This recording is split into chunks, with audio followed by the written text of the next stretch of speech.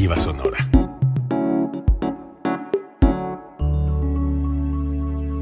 Código Libre.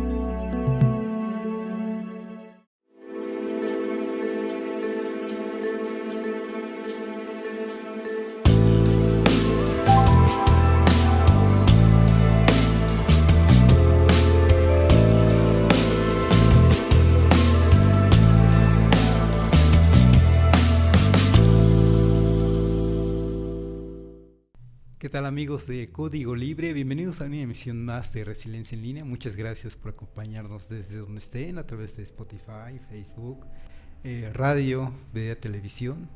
Y hoy tengo como invitada por primera vez a Saraí Sotelo Mena. ¿Cómo estás? Un gusto, Carlos. Muy bien, muchas gracias. Qué bueno que te dejaste convencer, además muy joven. Sí, recién egresada de la carrera, me estás diciendo, eres economista. Sí, así es, 26 años, me tomó un poquito más, porque me cambié de campus, pero ya finalmente estoy aquí, estoy trabajando, estoy ejerciendo, gracias a Dios. Mi familia tiene una empresa familiar en la que pues me pudieron meter, ¿no? O sea, no siempre es posible, pero...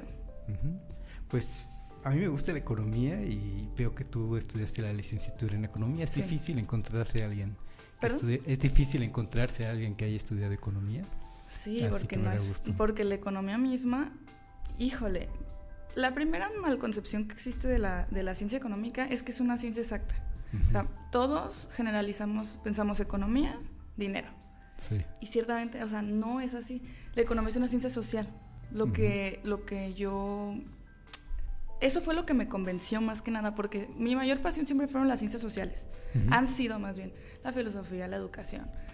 Pero también me gustaban las matemáticas, entonces encontré esta ciencia que combina ambas y dije, wow, me maravillé, me encantó. Exactamente es eso, la concepción de que es una ciencia exacta es, pues bueno, son ideas. Justamente cuando entré a la carrera, la directora de mi carrera nos platicaba que muchos estudiantes economistas decían, pero ¿por qué no somos una ingeniería si somos fuertes matemáticas? O sea, realmente uno piensa que contamos dinero. No, o sea, al contrario, los economistas nos centramos en el comportamiento humano, pero a través de las matemáticas. Es algo bien amplio y no es fácil. No. Sí, matemáticas, eso ya no es fácil. No. Y fíjate que reflexionando contigo, también viendo el perfil de los estudiantes, de los jóvenes de esta ciudad, de La Piedad, pues hay varios que sí estudian fuera para estudiar economía o estudiar física, fíjate, sí. O actuaría. Finanzas, claro, sí, es que últimamente las universidades, como yo lo veo, ha crecido el mercado del estudio de una forma impresionante, pero desafortunadamente, Carlos, en sí la educación misma está en decadencia. O sea, de hecho ese va a ser el tema de mi tesis. El tema de mi tesis de la prepa fue la filosofía está muerta, no con ese título, pero era la hipótesis central, que ya no existe filosofía. En algunas escuelas te dan clases, pero por ejemplo ya ni en las universidades ya no tenemos filosofía. Oye, pero la filosofía es la madre de todas las ciencias, de todas absolutamente. Entonces, por eso te digo, sí, está creciendo mucho el mercado universitario, pero monetariamente hablando. Porque también sabes que el 50% de los mexicanos no pasaron de la secundaria. Entonces es un mercado muy amplio, pero para una población muy pequeña. Y eso quiero platicar contigo también. Te voy adelantando una de las preguntas, una de las reflexiones que quiero que hagamos. Sí. Fui a Zamora hoy, a la ciudad de Zamora, y veo que ya están presumiendo con espectaculares que ya llega una de las unidades de la Universidad Michoacana de San Nicolás. Sí. Y yo pensé, ¿por qué no se vino a La Piedad? Ahí como que le faltó punch a La Piedad. Pero ahorita lo platicamos porque además me estás diciendo que de economía te vas a ir a educación. Educación. Pero a ver, vamos definiendo economía entonces, sí. ¿Cómo la defines? Bueno, empezamos con esa concepción de ciencia social. La economía nace muy cercanamente con la filosofía en cuanto a que fue en la antigua Grecia justamente, pues los griegos saben que nos heredaron esta cultura occidental Y la ciencia no es más que, no, nace como la ciencia de la administración del hogar. Eso significa economos en el griego, eso significa administración del hogar. Obviamente, en esas épocas la economía era cerrada, estaba sucediendo la transición entre el ¿cómo le llaman?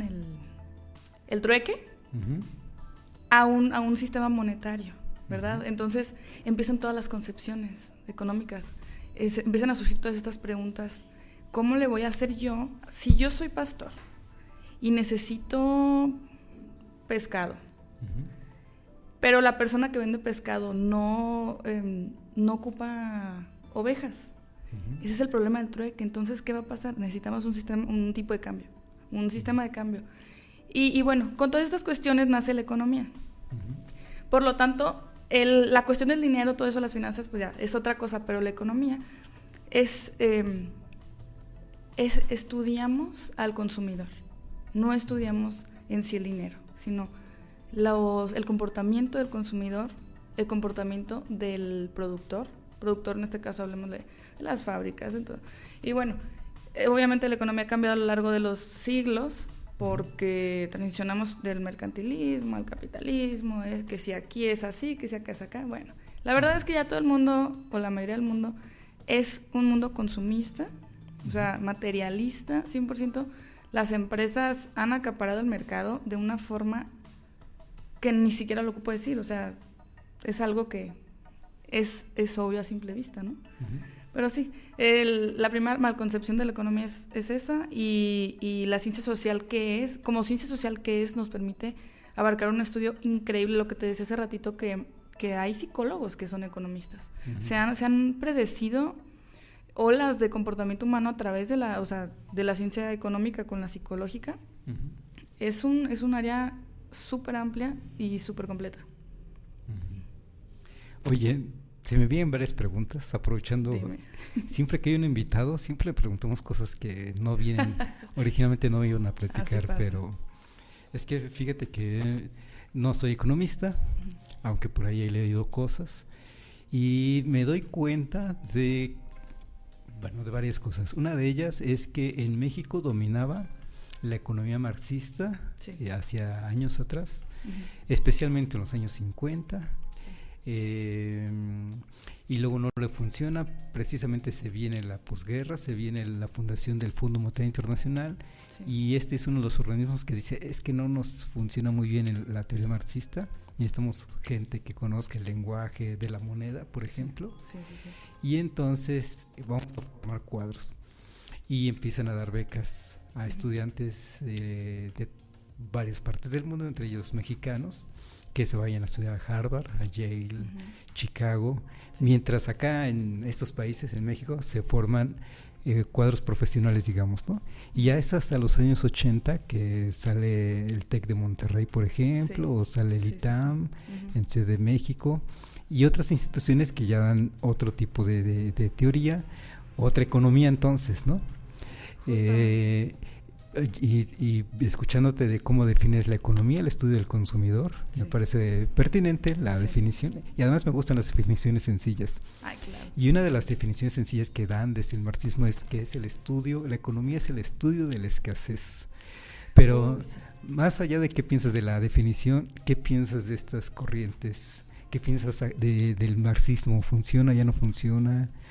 Incluso te puedo decir que me doy cuenta de que en ciertas universidades de México ya como que no les gusta hablar de marxismo, no les gusta, como que ven algo y lo repelen, no quieren que sus estudiantes estudien con base en marxismo. Sí, casi lo enseñan porque lo tienen que enseñar, ¿no? Como parte de la teoría económica, porque sí existe la parte teórica, que en lo personal es lo que más me gusta. Mira, como te dije hace ratito, la historia de la economía ha seguido una trayectoria bien interesante. Con el surgimiento de la industria, con el surgimiento de la globalización, sobre todo, con eso cambió todo. La comunicación masiva, el marxismo, el comunismo. Yo diría, bueno, es más, no está mal que diga que yo diría. es una teoría económica fallida. O sea, es completamente porque el ser humano no, o sea, como ser pensante,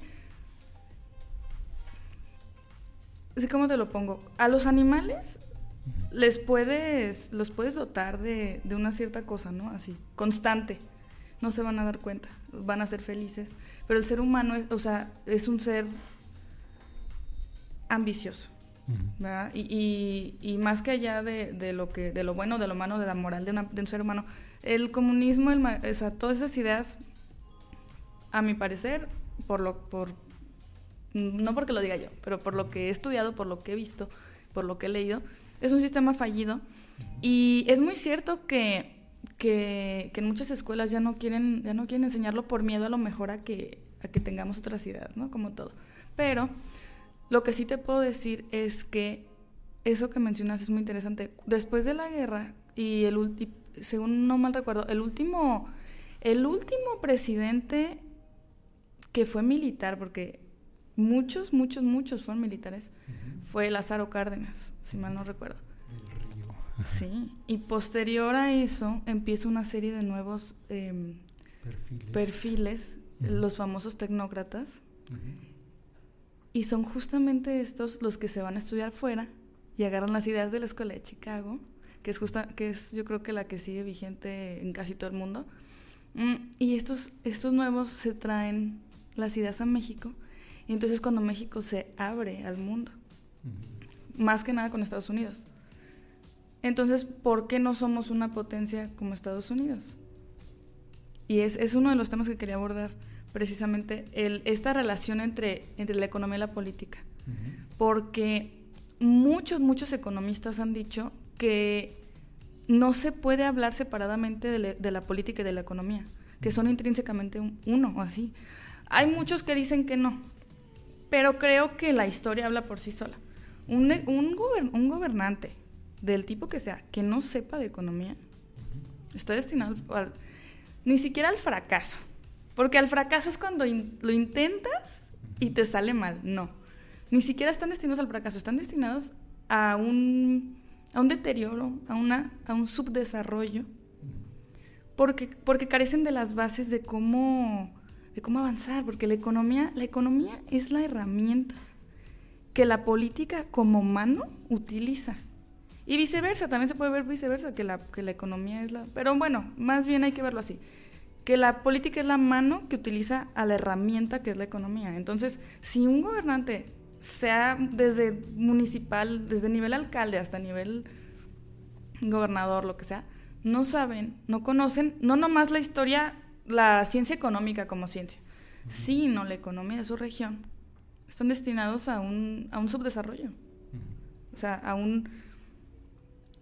la base para formar una sociedad, o sea, en cualquier parte del mundo, son cuatro. Es una base de cuatro componentes. Es un servicio de salud, servicio de seguridad, educación y medio ambiente. Una región gobernada por el tipo de gobernante que sea, tipo de economía que sea, que carece de eso, puede hacer 1000 cosas. Puedes pavimentar calles, puedes sembrar 100,000 árboles, puedes hacer lo que quieras, pero no vas a convertirte en una región desarrollada. Porque si no está esa base y tú haces cosas por fuera, por ejemplo, si no tienes un servicio de seguridad, pero intentas traer inversión, tus inversionistas se van a ir. ¿Quién va a querer invertir en una región insegura? ¿Verdad? O, por ejemplo, no sé, ¿tú crees que un hospital se va a querer poner en una región donde el servicio de salud está pésimo? O sea, un hospital extranjero, ¿no? Que luego está, por ejemplo, en Monterrey, hay unos hospitales que vienen de Estados Unidos. Es como una cadena. ¿Por qué? Porque Monterrey es una ciudad segura, es una ciudad con inversión. Bueno, es un ejemplo que se me ocurre, ¿no? Pero sí, o sea, política y economía intrínsecamente una. Me gusta dos ideas que manejas en esto. Una, la vinculación economía-política, y la otra, el asunto de los gobiernos municipales. Sí. Yo pienso en los municipales. Sí. Y como dices, si un político no sabe de economía, pues tiende al fracaso, digamos. Y yo creo que también al revés. Un economista que no sabe de política también le va a ser más difícil. Claro. Incluso hay un axioma, digamos, un principio que manejan desde la administración pública. Sí. Dos posturas diferentes. Hay un autor llamado Peter Ward que dice que los tecnócratas que comentas, un político que hace administración pública, sí, y que está educado en estas escuelas que comentas y en estas corrientes de pensamiento que comentas, dice, un tecnócrata es en extremo, tiene una relación en extremo débil con el partido político. Y yo digo que es al revés. Yo digo que un tecnócrata tiene vínculos en extremo fuertes con el partido político y con la vida política, porque somos agentes políticos. Un economista también es un agente político. Claro. Y tiene que saber de política. Un economista tiene que saber así sea un economista en la Secretaría de Hacienda o en la dirección de la tesorería del municipio tal, tiene que saber de política. Y de hecho están en esa formación, ¿no? Los partidos lo saben. Sus militantes llegan a ocupar esos puestos, ¿no? Sí. En cuanto llegan al gobierno municipal, ocupan esos puestos. Es abogado, pero vente para acá, ¿no? Pues mira, yo te voy a decir algo acerca de los partidos políticos. Los partidos políticos, cuando uno piensa en retrospectiva, ¿por qué se crearon? Porque después de algo fallido, ahí se forman grupos, ¿no? De que unos quieren una cosa, otros quieren otra, en el nivel que tú quieras. Entonces un partido los representa, ¿verdad? Así ha sido la historia de México. Así sigue la historia de México. Así se creó el PNR, o sea, antes del PRI, todos los que estuvieron antes del PRI. Y eran pro revolución, pro cambio, no sé qué, sus ideologías. Uh-huh. Así surge después los contrarios, ¿no? Que si el PAN, que si estos. Las ideologías en los partidos políticos ya no existen, Carlos. Ya no existen, o sea. Habrá alguno que otro individuo que sí como que quiera representar a lo mejor a su partido, pero eso está muerto. Es un poquito lo que te decía con la filosofía. Una ideología es respetar tus creencias, tus ideas. Vas a luchar por algo, vas a entrar a intentar hacer un cambio. No tienes que ser un político para tener una ideología, pero sí formas parte de un partido político porque tienes una ideología, se supone, pero eso ya no existe. Al nivel que tú quieras, eso ya no existe, y es bien triste. Ese es el problema. Pues estoy de acuerdo contigo que un partido que se le puede decir de izquierda, eso de izquierda ya son muchas cosas. Ya no es solo ya no es un perfil ideológico el que domina. Ya son muchas formas de pensar en un partido de izquierda, por poner un ejemplo, ¿no? Sí, ¿no? Y así en un partido tú puedes ver el partido que quieras en México, y está conformado de individuos de muchas corrientes ideológicas. Exactamente. Bien. Se ve cómo se cambian, que si estaban en el PRI, que si se van al PAN, que si a Morena, no sé qué. Bueno, no hay que hablar así como tal de los partidos porque pues no, eso no existe ya. Diría mi abuelo, su ideología es el dinero. Y fíjate que tan ya está obsoleto el asunto del partido. Bueno, habrá que modificarlo, transformar esa idea, porque ya no se habla propiamente del partido revolucionario, sino que los nuevos partidos se les llama movimiento, se llama Podemos. Evitan la palabra partido, buscan otra cosa. Sí, porque intentan deslindarse de esas. Pero bueno, repito, es el individuo. Ajá. Porque ya no existe ese amor por el cambio, ya damos todo por sentado. En una sociedad sin filosofía vivimos todo así. Estamos acostumbrados a picarle un botón y que se prenda la luz. Uh-huh. O sea, no pensamos como hacia atrás, ¿no? Como de dónde vienen las cosas, por qué es esto, qué está pasando y por qué. Uh-huh. Damos por sentadas las cosas. Sí, aún así ahí, bueno, eso es cosa de platicarlo ya.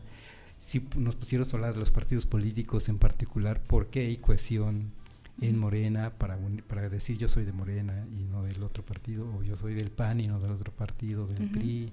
En fin, eso es un tema muy interesante para otro programa. Sí. ¿Te gusta la política por lo que veo? Pues aunque no me guste, tengo que saber. O sea, desafortunadamente. No sé, no sé, pero tengo que saber. Supongo que te gusta la vida política o estar informada de la vida política nacional, pero también del municipal. Sí, y global, es que hay que saber de todo porque de otra forma, yo siempre he dicho que no se puede hablar de lo que no se sabe. Entonces, pues no me encanta, no, yo no lo haría, pero bueno. ¿No te han invitado a algún partido? No. Ay, no. Bueno, y entonces regresando a nuestro tema, economía.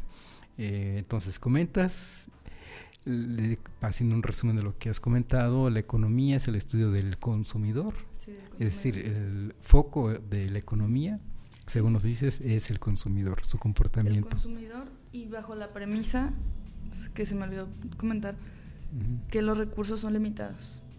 Es eso. O sea, la administración, se me olvidó decirlo, o sea, es la administración del hogar porque los recursos son limitados. O sea, recursos, entiéndase, todo. Absolutamente nada es... Solo el aire, yo creo, es un chiste que tenemos nosotros, que nada más el aire es eterno, infinito, ¿no? Y eso que ni tanto, porque ya no hay tanto aire puro en todos lados, pero sí, es esa reasignación o asignación de recursos porque son limitados, entonces hay que cuidarlos. Y es un poquito de parte de lo que te digo con el medio ambiente. O sea, cuando estás en la primaria te enseñan, bueno, yo me acuerdo mucho de que en primaria me enseñaron que los recursos naturales son renovables y no renovables. Entonces los no renovables hay que cuidarlos. Un árbol puedes... Si tu ciudad está en problemas del tipo que sea, del aire, del calor, puedes crear una campaña e ir a sembrar 100,000 árboles alrededor de la ciudad y a lo mejor se bajan las temperaturas. Pero ¿qué haces con el agua? No puedes crear agua. Mínimo, de forma natural, no puedes crear agua. Entonces, la economía, es lo que te digo, es tan extensa que luego a veces hay gente que no entiende. Sí me ha tocado que me digan, pero tú ¿por qué si eres economista? Y yo, precisamente, no es que yo sea ecologista, a lo mejor no lo soy, pues tendría que saber un poquito más, pero estoy consciente que los recursos son limitados y a un nivel económico eso es importante. A un nivel gobierno eso tiene que ser importante. Desafortunadamente no lo es, porque es parte de lo que te digo, la gente da por sentado, las sociedades damos por sentado todo, literalmente todo. Entonces, no cuidamos nada, ni el agua, ni nuestro pensar, ni nuestras ideologías, nada. Todo está ahí, todo está en el celular. Los alumnos yo me toca ver en niños más pequeños, generaciones más pequeñas, todo ya está en el internet. Los libros escaneados con las respuestas están en internet. Hay aplicaciones que te resuelven ecuaciones o que te generan cosas, ensayos, y para mí esa problemática debe ser atacada a nivel gobierno, pero todos, no sé. La otra es, en este resumen que hacemos de lo que has dicho en esta primera parte, es la vinculación de la economía con la política. Sí. Y desde que empezaste hasta este momento estás haciendo ese vínculo constantemente. Sí. El gobierno, ¿no? Política pensando como que alguien se encarga de administrar la ciudad, administrar el territorio, los recursos naturales. Ese es el gobierno, pensamos que es el gobierno. Sí. Y luego, ya pasando a otra parte, sobre la vida económica de esta ciudad, ¿cómo la ves? ¿Te fuiste a estudiar cuántos años? ¿4? Sí, como 5. ¿5? Sí.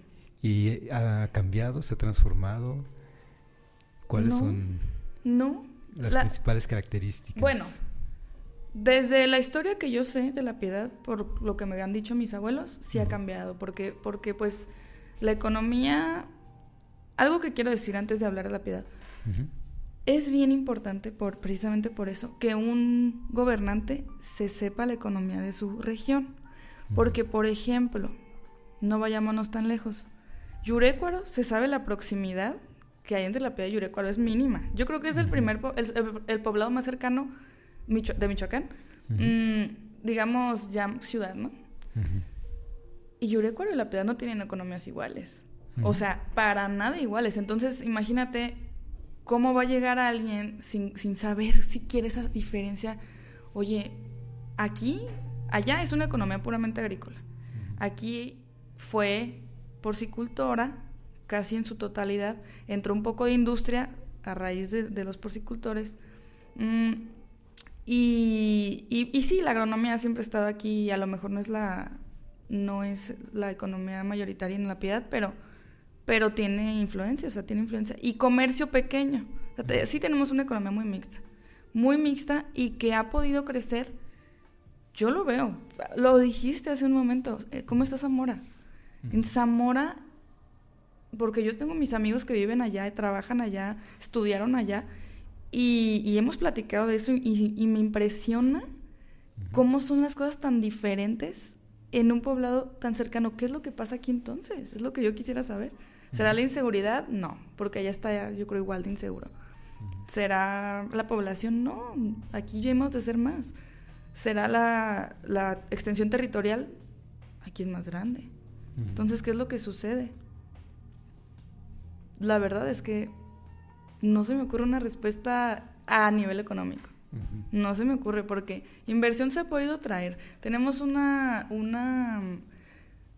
posición geográfica muy interesante, porque somos vecinos de 2 estados. Eso debería ser, pues, para que ya hubiera más conexión entre los 3, ¿no?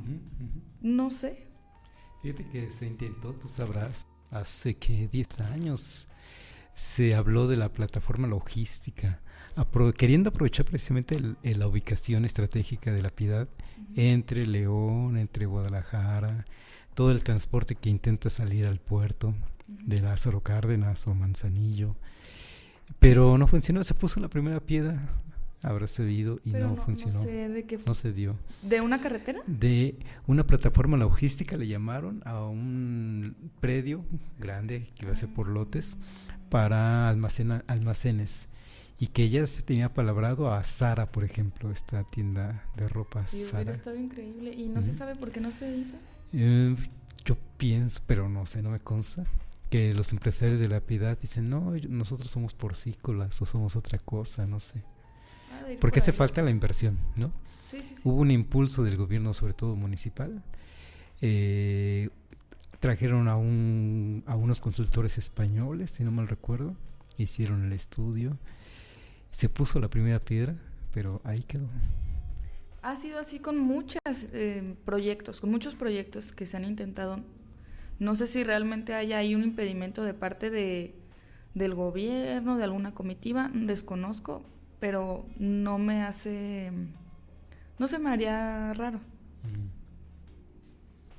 Y luego comentas que somos porcícolas, es cierto, y me doy cuenta, Saraí, a ver cómo lo ves tú, que ha despuntado los servicios médicos, porque hay un boom de consultorios, de clínicas o de hospitales, torres médicas. Si los contamos, por lo menos se me vino a la mente el Hospital de Especialidades, que es el más antiguo, o uno de los más antiguos. Sí. La Torre Galenos, le llaman. Bueno, el San Miguel y ¿qué otros hay? Hay otros más, ¿no? Allá para el Cuitzillo, un regional, creo. Y luego están los laboratorios de análisis clínico, varios también que han pululado. Sí. Hacia la zona, se han concentrado hacia la zona del Hospital de Especialidades. Sí. Por esas calles. Y luego si te vas a una colonia también de aquí de esta ciudad, Ciudad del Sol, también hay mucho menos, pero también están ahí servicios ya un poco aglomerados. Y luego el otro sector que veo que viene creciendo es el de educación, precisamente. ¿Tú así lo sientes aquí? Aquí en La Piedad, que muchas personas se dedican a la docencia, ¿no? ¿Qué escuelas hay acá? Pues, y a ver, tú dime, corrígeme, pero está el Colegio Vasco, pero hablando de nivel universitario, está el tecnológico. La UNIVA, el tecnológico, la UNIVA en primer lugar, el primero en crearse, después el tecnológico, UNIVER. Hay un nodo de la Universidad Michoacana. Sí. Es que no tienen plantel, pero están el Instituto Michoacán, o ¿cómo le llaman? O Instituto Morelos, o ¿cómo se llama Pero ese creo que no es de educación superior. ¿No es educación superior? Creo que es bachillerato. Ah, ok. No estoy segura. Pero sí, y también está la Universidad de León. La Universidad de León, ajá. ¿Cómo ves? ¿No te convencen esos dos sectores? No, para nada. Para nada. Porque del sector salud no puedo hablar mucho porque es un tema que sí, la verdad, no estoy tan metida. Pero del sector educación sí, desde hace muchos años. Y te voy a decir qué es lo que pasa. Ajá. Los gobiernos intentan pintar, entre comillas, una cara de positivismo a la ciudadanía a través de inversiones, y lo voy a poner entre comillas, como lo es esos inversiones en educación. Pero el problema no es tanto municipal ni estatal. El problema es a nivel global. La cuestión de la educación está así de bajada, o sea, exponencialmente. Y no hablo tanto de que haya instituciones o no, porque puede haber 1000.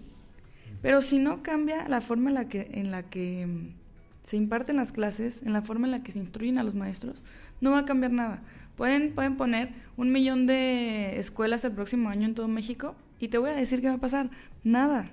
Digo, o sea, no va a pasar nada a una magnitud de relevancia. Significativamente hablando, no va a pasar nada, no va a haber menos violencia, no va a haber más servicios de salud, no, porque el problema está enraizado en la forma en la que se dan las cosas adentro de las escuelas. Es un problema muy grave a nivel global. Lo que te digo de que ya en el internet está todo. Ya los niños ya no leen. A los niños no les importa leer, ni les importa saber, ni les importa... A mí me preocupa mucho el futuro de la humanidad. Se escucha un poco radical, pero es que si nos ponemos a reflexionar un poquito, ¿qué va a ser de los profesionistas de, digamos, en 15 años? Cuando los niños de ahorita estén entrando a la universidad, ¿qué va a pasar con ellos? ¿Qué va a pasar con los doctores? No, yo no veo que haya interés, por ejemplo, ¿sabes? Un dato curioso que enmarca muy bien lo que estoy diciendo. ¿Sabes que en todo el mundo nada más existen 3 personas que hablen el egipcio antiguo, así? 3 personas. Cuando fallezcan, un lenguaje va a morir. O sea, a eso me refiero, que ya los estudios se hacen superficialmente. Y eso es algo que no toman en cuenta ni los economistas, ni... Me hiciste pensar en una película mexicana de 2 personas mayores, las 2 personas más mayores del pueblo, digamos, que son los últimos que hablan la lengua y están enojados. Ese es el drama de la película. Están enojados entre sí, no se hablan.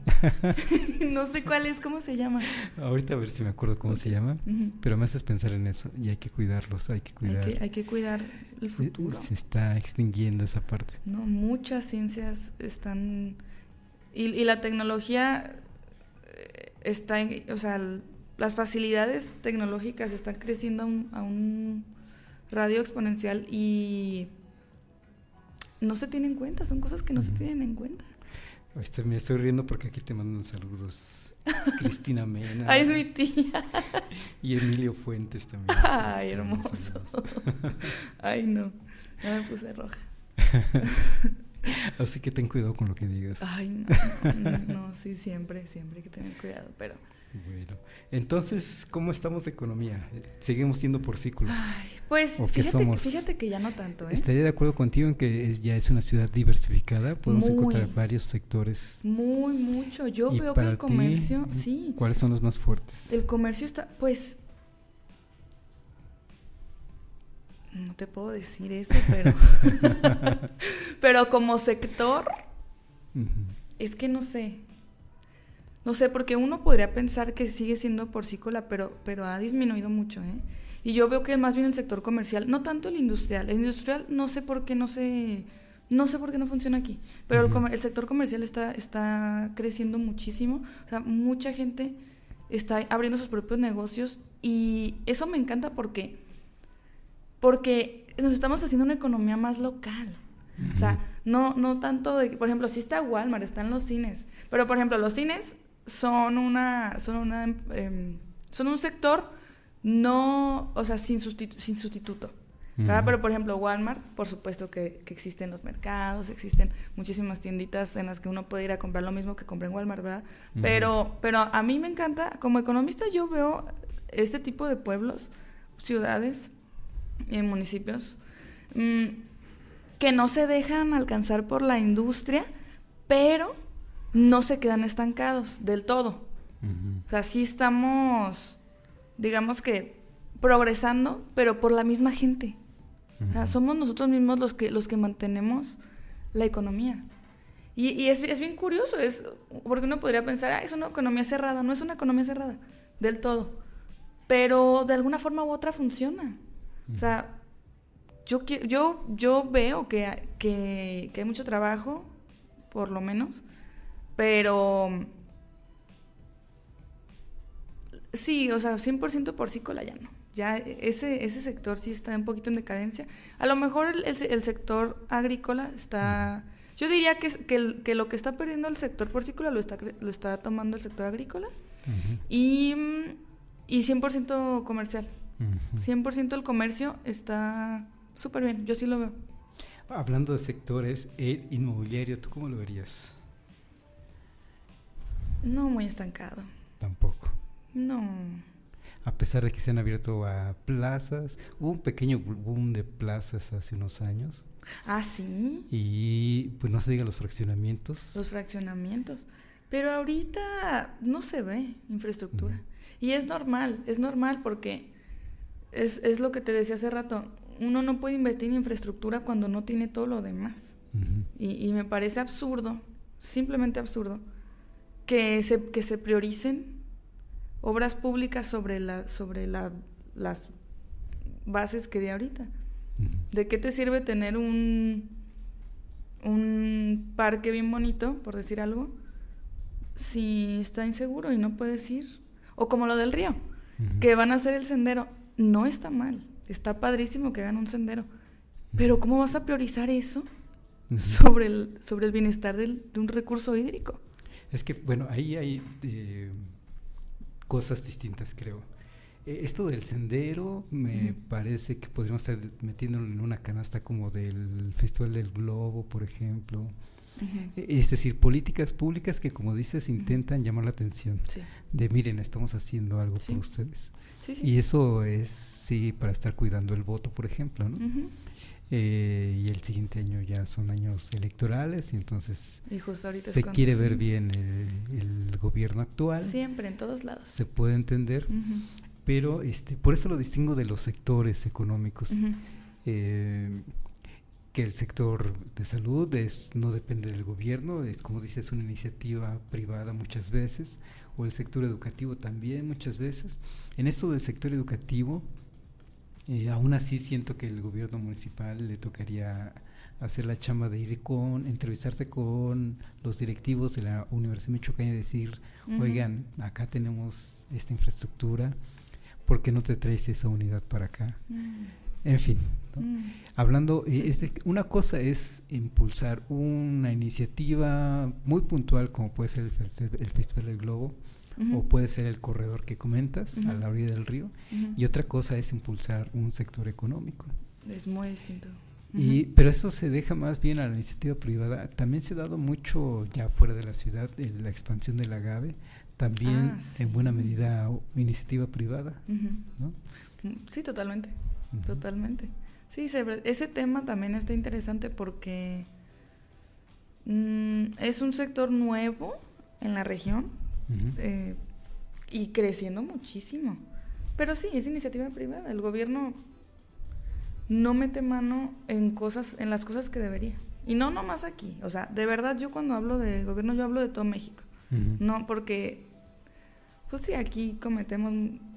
En todos lados se han cometido muchos errores, pero el mayor error que puede cometer un gobierno es no conocer su economía. Que no conoces su economía, no vas a saber incentivar y te vas a quedar como un país subdesarrollado. Por eso México sigue siendo un país subdesarrollado.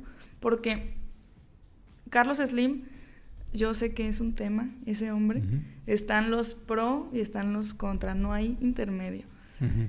Pero como economista, él fue el primer tecnócrata y como economista él fue el que abrió las puertas de México al mundo y nos abrió a la globalización. Y eso es algo que nadie le puede, ¿cómo se dice? Pelear. Regatear. ¿No? Sí, nadie se lo puede echar en cara, ¿verdad? Uh-huh. Independientemente de él como persona o lo que sea, pero esa apertura al mundo nos está diciendo, ¿sabes qué, México? Eres un país productivo, eres un país grande, eres el vecino principal y tienes las mejores relaciones comerciales con Estados Unidos, potencia mundial. Tienes todos los climas, tienes mucha población, hay una palabra, es un adjetivo que describe a los mexicanos, pero no como de ingenio. O sea, que somos muy ingeniosos. O sea, tenemos todo para ser un país de primer mundo, pero el gobierno no ha sabido manejar la economía.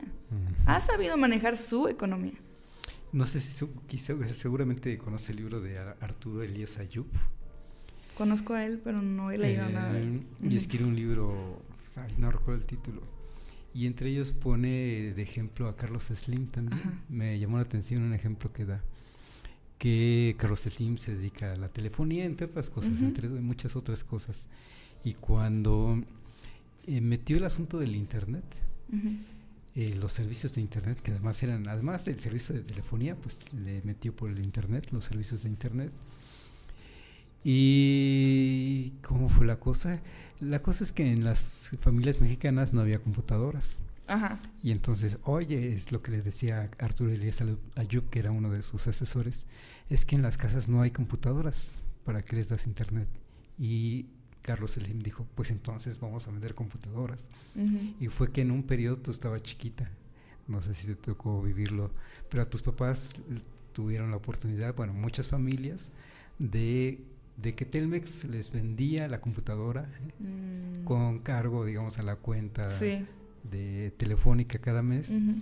Y entonces se empezó a vender computadoras. Sí. Ese fue una parte interesante como negocio. Porque conocía su mercado. Uh-huh. O sea, no hay otra forma de decirlo, conocía su mercado y creó una demanda para su oferta. Uh-huh. Eso es lo que sucedió ahí. O sea, es el ejemplo clásico. Y no, ese Carlos Slim, pues sí, ni hablar. Yo no sabía que Arturo Elías había trabajado con él. Uh-huh. Sí, por un buen tiempo. Fue su asesor, dices. Pues sí. Uh-huh. Bueno, es que ese mismo Arturo Elías Ayub es una uh-huh. persona que se dedica a este mundo. Interesante ese señor sí. También. Uh-huh. Y como dices, tiene claroscuros ambas personalidades, como todo empresario, como toda persona de éxito. Sí, sí. Hay que tomar las cosas buenas. Sí, también, es que nunca vas a complacer a todo el mundo, pero siempre hay que ver por el bien mayoritariamente, ¿no? Uh-huh. O sea, yo creo que en México es al revés. Los que pueden generar un cambio lo hacen para ellos nada más. Uh-huh. Y qué diferente sería el mundo uh-huh. si creciéramos con una filosofía al revés. Crear uh-huh. el bien para todos. Aunque tú te veas afectado un poquito, pero al final de cuentas somos un país católico. Y es otra de las cosas que mucha gente se le olvida, su uh-huh. religión, que su religión predica hacer el bien para los demás. Uh-huh. Hay muchas polarizaciones y muchos problemas en la sociedad. Así debería de ser, ¿verdad? Sí. Ese principio debería de ser. Tendría que. Oye, y bueno, eres economista, ya nos has platicado de tus impresiones de la economía de esta ciudad. Y luego, ¿en qué momento te interesaste en hacer algo por la limpieza del río? A todo mundo que vive en la ciudad le preocupa. Claro. Le preocupa, también me lo voy a poner en porque a la hora de hacer acciones, de tener acciones, le toca al gobierno, en fin. Y tú con tus 26 años tomaste una iniciativa, a ver de qué se trata y por qué te preocupó. ¿Tienes un equipo de trabajo? ¿Cómo es esto? No, ojalá lo tuviera. Mi equipo de trabajo son mis amigos, uh-huh. que a veces me apoyan. pero y mi familia también, por supuesto. Porque fíjate que lo primero que piensa uno cuando escucha, ay, anda Saraí, que salía en el río, ha de ser del partido tal vez. Ay, para nada. No, para nada. No, parte ya de quiere ser diputada, han de decir. Ay, no, si me dicen mis amigos, les digo, ay, no, ustedes. Y yo les digo qué hacer. No, la verdad es que parte de mi educación, como te mencioné, de los recursos escasos, pues yo tengo muy arraigada la idea de que hay que cuidar lo que no es eterno. Y sí, pues se puede hablar de a lo mejor una pasión ecológica desde muy chica, pero ahorita, o sea, yo estaba allá y ¿sabes qué es lo que pasó, Carlos? Como que el clic, así lo que encendió mi botón. A mí me tocó estar en Monterrey cuando la escasez. Creo que todos oímos hablar de la escasez. Claro, el año pasado. Sí, ¿no? el año pasado y en verano. Y eso que yo tuve la fortuna de estar viviendo con una tía que no vivíamos en una zona de tanto problema. Pero aún así fue una cosa increíblemente difícil, y más que yo escuchaba pues de personas que vivían en otras zonas o compañeros, mis amigos que vivían en otras zonas. No sabes lo que es vivir sin agua. O sea, no, la gente no tiene idea de lo que es quererte lavar las manos y que no salga agua, o querer lavar los trastes, quererte bañar. O sea, es una cosa. Volvemos a lo mismo, damos todo por sentado. Lo acaban de decir, rescatistas, no son rescatistas, son técnicos de Teléfonos de México, los que están yendo a Acapulco en cuadrillas. Ándale. A montar pues la telefonía. Sí. Y dice una chica, me tuve que lavar las manos con cerveza porque no había otra cosa. Y de paso, no, eso ya no lo hizo, ¿verdad? Pero el agua sí, desde luego es un recurso vital. Y eso que ellos viven en un área de mar. Y uno piensa, ay, pues es que es área de mar. Oye, menos del 1% de todo el agua en el mundo es potable. Pero a las personas no les interesa, y ahí sí yo no me incluyo, porque a mí sí me interesa y mucho. Yo sufro, de verdad yo sufro, yo no puedo ver el río como está, porque, mira, yo estoy muy consciente, Carlos, de que el río no va a volver a ser lo que fue, lo que a nuestros papás, abuelos les tocó ver. Es obvio, lo que te dije hace ratito, no se puede crear agua, a menos que lloviera 3 meses seguidos, sí, ¿verdad? Y naturalmente, pero la contaminación ya está hecha. Se tendría que sacar el agua y volver a meter algo casi imposible. Y que por supuesto no tenemos la inversión para hacerlo. O sea, se han creando ríos artificiales. Sí se puede, pero bueno, hablando realísticamente aquí, no existe eso y no va a existir. Yo sé, o sea, yo no quiero que milagrosamente el río vuelvan a haber peces y nos podamos meter a nadar. Yo sé que no. Pero te voy a decir algo. Los ríos tienen una historia. Han crecido, han evolucionado con el ser humano. No conozco, y si alguien conoce, que me diga de una civilización que se haya formado lejos del agua. Simplemente pensemos en el río Nilo. Los egipcios fueron fructuosos. Ellos querían que el agua se fuera para otro lado de tanta que había. Como aquí a lo mejor en su momento, ¿verdad? Tantas inundaciones que hubo. Entonces, la comunidad ahorita está muy separada del río. Y no es que yo le tenga un cariño, yo nunca me metí a nadar ahí. Y ni me tocó verlo cristalino ni nada. Pero es un recurso hídrico, y no lo digo yo, en la ley está que el recurso hídrico se tiene que proteger, y es responsabilidad y obligación del gobierno mantener un recurso hídrico. Por eso es que a mí me da mucho coraje que haya prioridades de pavimentar una calle sobre... El otro día a mi abuela y a mi mamá les dije, cualquier persona que se encargue de una casa, tienes 2 problemas. La tubería, se te está saliendo el agua, y también por fuera se te está cayendo la pintura. ¿Qué vas a arreglar primero? Pues la tubería. Cualquier persona consciente, racional, es lo que haría. Y los gobiernos hacen lo contrario. Pintan la casa primero.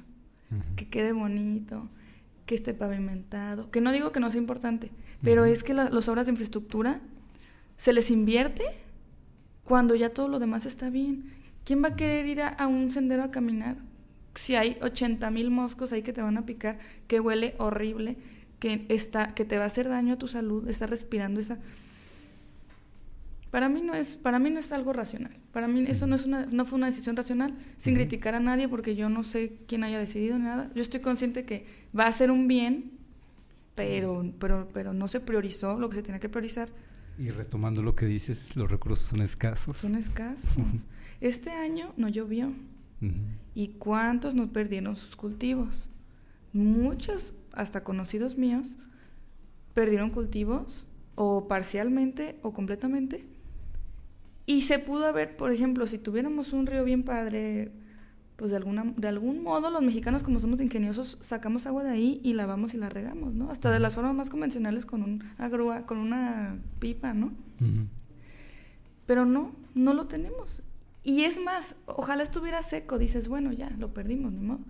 Lo tienen ahí todo sucio, lleno de lirio, que el lirio es la cuna del mosco. El mosco es uno de los peores transmisores de enfermedades de todo el mundo. El lirio también es una de las especies expansivas más peligrosas del mundo. Pero a nadie le importa. Por eso es que quiero mover mentes, sino para que hagan algo, porque al final de cuentas no lo van a hacer. Al final de cuentas no lo van a hacer, Carlos. Ya yo hablé con alguien que sabe el tema y me dijo, ¿sabes qué? El próximo año ese río va a estar seco. Digo, bueno, ahí sí se van a tener que quitar el lirio, mínimo ya no va a haber moscos, pero pues que se va a morir el lirio, lo van a quitar, bueno, pero no está bien que la sociedad esté tan alejada del río, no está bien, tenemos que volver a retomar estos principios humanos, morales, de que el agua es vida, nosotros somos agua, en más del 70% de nuestros cuerpos somos agua, y respondemos a las mismas cosas que responde el agua.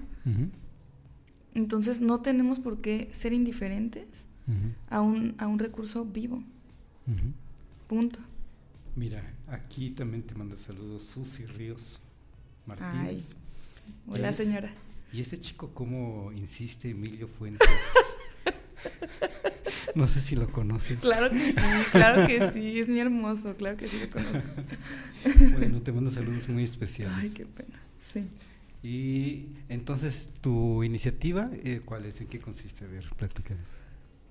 Generar una conciencia, crear una relación, otra vez, entre la sociedad y el río, y que finalmente esta conciencia, si no ahorita, en 10 años, digan, a ver, el río, a lo mejor yo ya no voy a estar aquí, a lo mejor en vida o lo que sea, uno nunca sabe, yo puedo fallecer mañana, pero si en 10, 5, 10, 15 años, lo que sea, se vuelve como a generar esta relación entre el ser humano, entre la sociedad.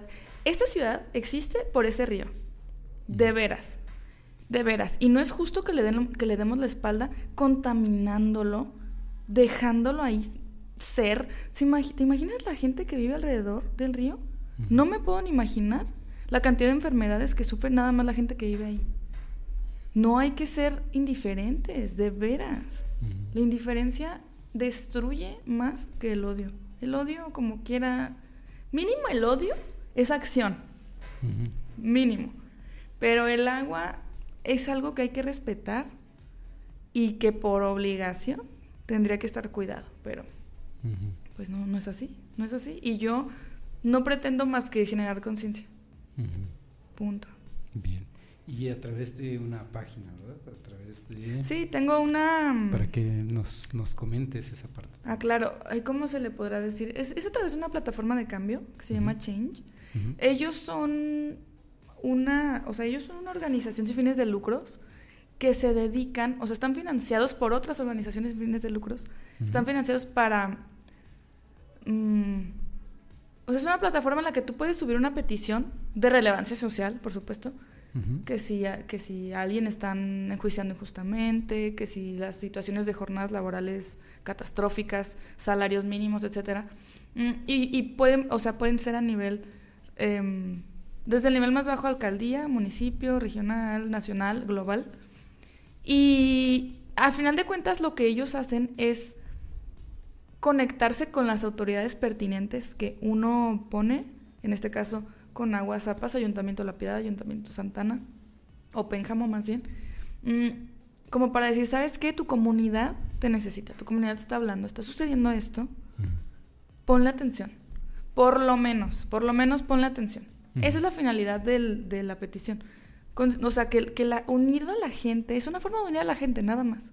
De unir a la gente y que las autoridades estén conscientes que la gente está unida y dicen, a ver, sí nos importa y la gente, al final de cuentas, es la que los pone ahí y se tiene que respetar. O sea, si somos, por decir, 1 millón de gentes y si la mitad le importa y lo está demostrando, esto es que es como el antiguo, vamos a recolectar firmas. Es igualito, es lo mismo, nomás que ahorita utilizando las plataformas de tecnología. Ok.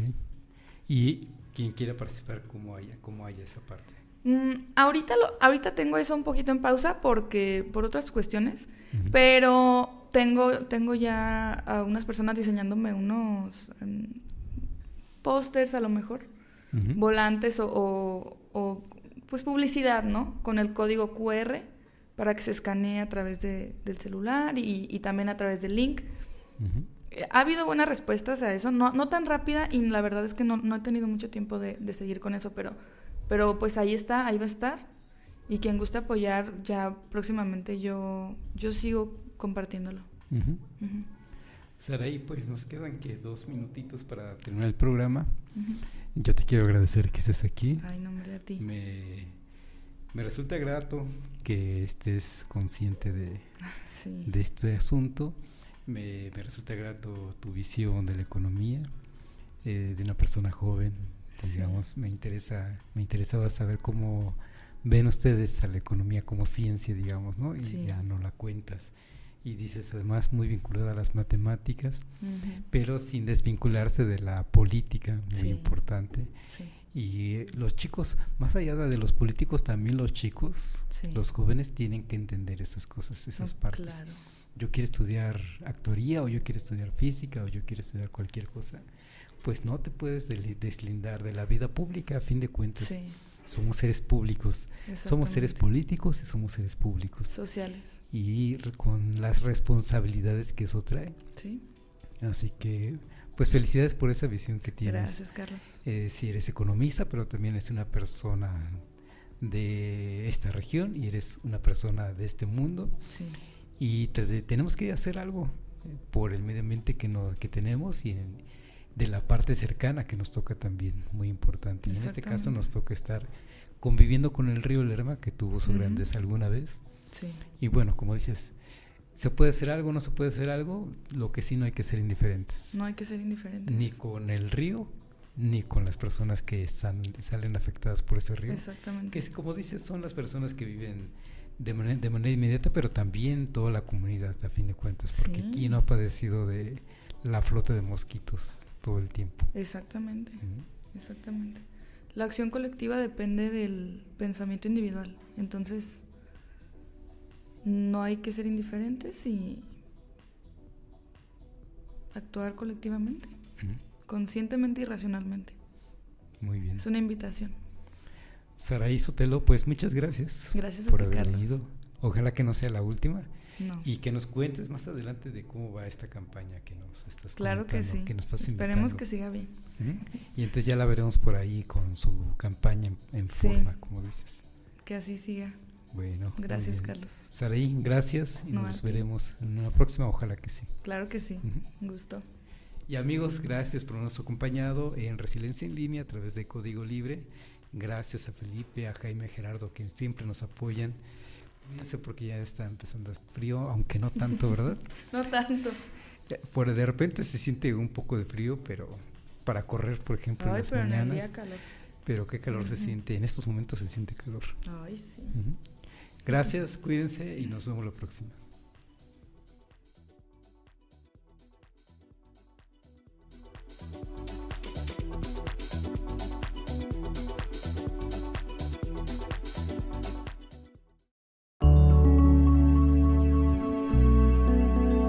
Código Libre